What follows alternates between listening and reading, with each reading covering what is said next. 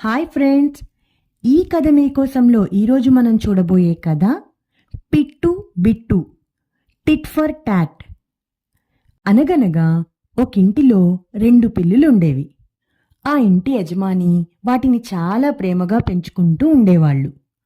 ఆ 2 పిల్లుల పేర్లు పిట్టు బిట్టు. ఇవి 2 ఆ ఇంట్లో అటూ ఇటూ తిరుగుతూ ఆడుకుంటూ ఉండేవి. ఇవి 2 మంచి స్నేహితులు. ఒకరోజు 2 ఆడుకుంటూ ఉండగా ఆ ఇంట్లోకి ఒక ఎలుక వచ్చింది. ఇక అప్పటి నుండి వాటి రోజూ కాలక్షేపం ఆ ఎలుకని పట్టుకోవడం. అది ఆ ఇంట్లో కనిపించినప్పుడల్లా ఈ 2 పిల్లులు దాని వెంట పడేవి. ఒకరోజు ఆ ఇంటి యజమానికి ఆ ఎలుక కనబడింది. ఆవిడ భయంతో అరిచి ఒక్క గెంతులో స్టూల్ మీదకెక్కి నిలబడింది.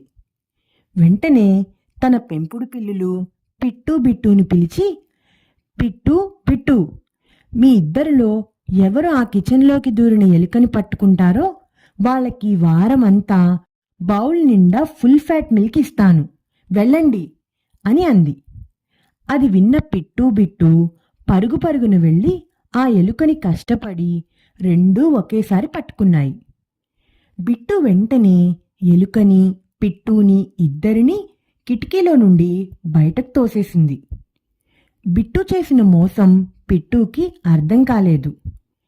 ఈలోపు బిట్టు యజమాని దగ్గరికెళ్ళి నేనే ఆ ఎలుకని పట్టుకున్నానని అబద్ధం చెప్పింది.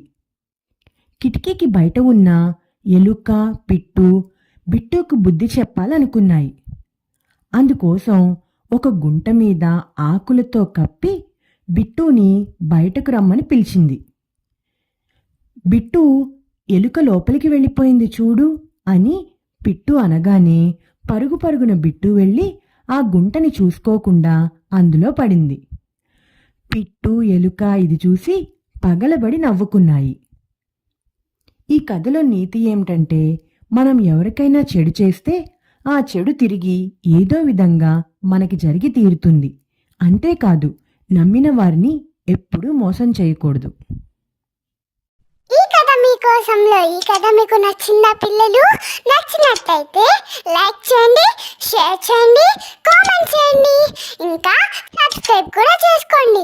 గంట కొట్టని వాళ్ళు కూడా గంట కూడా కొట్టండి.